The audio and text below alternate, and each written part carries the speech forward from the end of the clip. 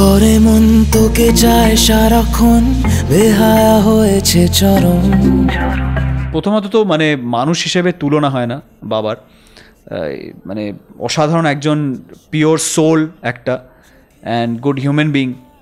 তার সাথে director undoubtedly, তোমরা বাবার আগেও অনেক কাজ দেখেছো তোমরা দর্শকরা, ইজ টু গুড। থিঙ্কিংটা খুব বিগ, বড় থিঙ্কিং, তাই জন্যেই one of the biggest film villain.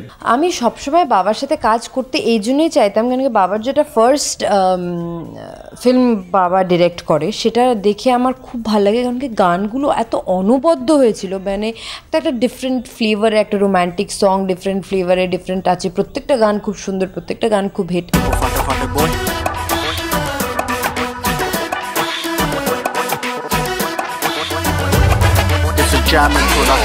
তার সব থেকে বড় প্লাস পয়েন্ট হচ্ছে যে মানুষটা খুব সর্টেড।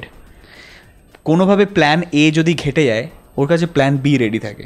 এটা হচ্ছে সব থেকে বড় একটা কোয়ালিটি একজন ডিরেক্টরে, তাই জন্য ইজ অলওয়েজ কুল মাইন্ডেড।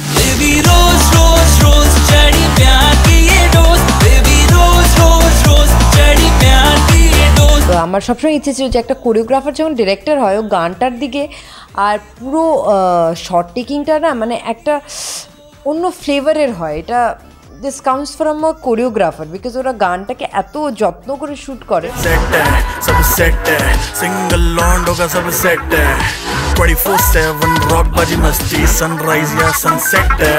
আজকে আমার লাইফে আমি সব থেকে বড় টেনশনে ছিলাম, তার কারণ আমার আর বাবার একটা ডান্স চাঙ্ক ছিল একসাথে।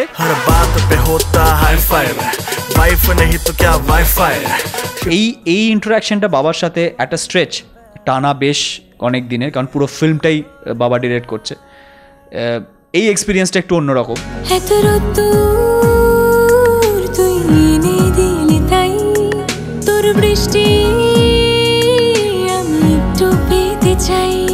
মেঘলা হয়ে যাক আর 5টা 12 মাস, কোনো বিকেল বেড়াতে তুই আমার হয়ে যাস। প্রত্যেকটা সিন, ইন্ট্রোডাকশন সিন অ্যান্ড বলো, গানের সিন বলো, একটা প্রত্যেকটা একটা ডিফারেন্ট ফ্লেভার থাকে, and you know that you will get very good songs in your film. So yes, বাবা is very good, he is very sorted. শুধু তুই আর চাইছি না কিছুই, শুধু তুই আর চাইছি না কিছুই।